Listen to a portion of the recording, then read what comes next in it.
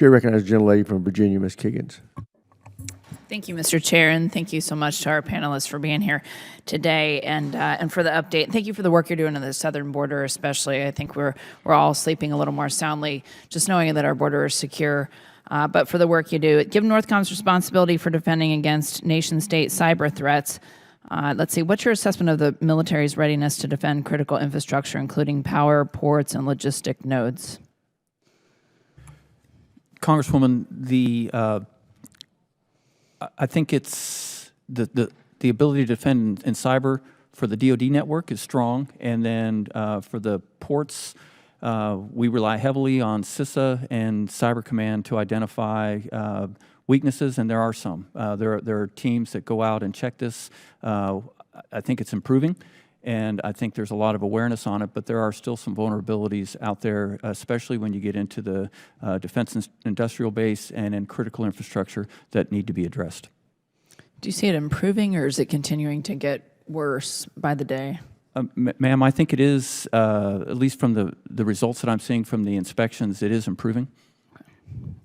That's good to hear. And then for both Northcom and Southcom, both of your commands rely heavily on military Sea-Lift Command for logistics, transport, and resupply, whether it's supporting contingency operations, humanitarian missions, or routine sustainment.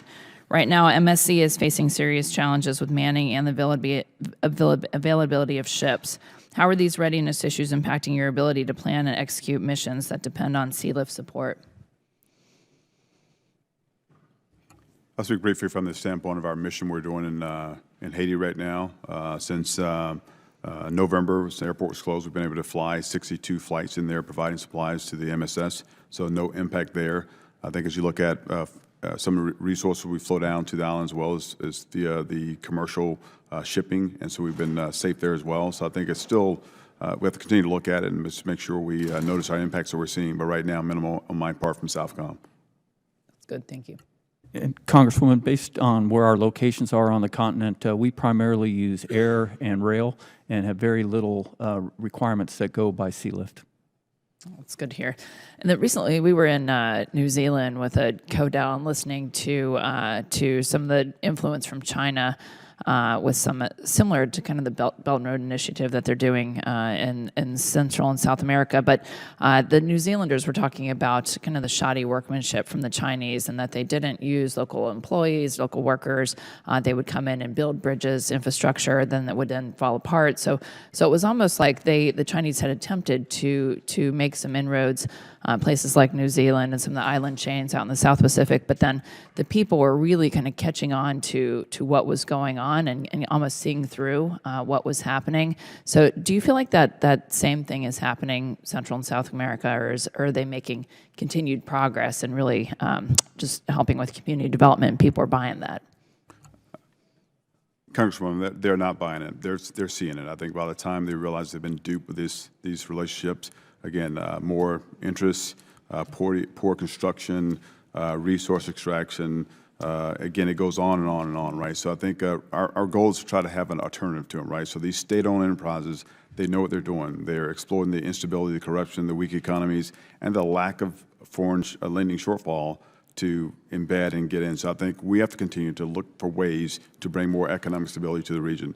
We have an economic strategic working group. We stood up at Southcom a year and a half or so ago. So we're trying to find ways to get Exim Bank, the Development Finance Corporation, others, Office of Strategic Capital to come in and fill that void. And we have to continue to do that. Yeah, no, I agree, and I appreciated your comments when you talked about, every handshake, every time you look in someone's eye, that stuff matters, just that people-to-people exchange. So along those same lines, we enjoy close relations with several Latin American countries, but how can we work with Latin American allies even more closely to achieve these close security cooperation on immigration, drug smuggling, and counter Chinese influence?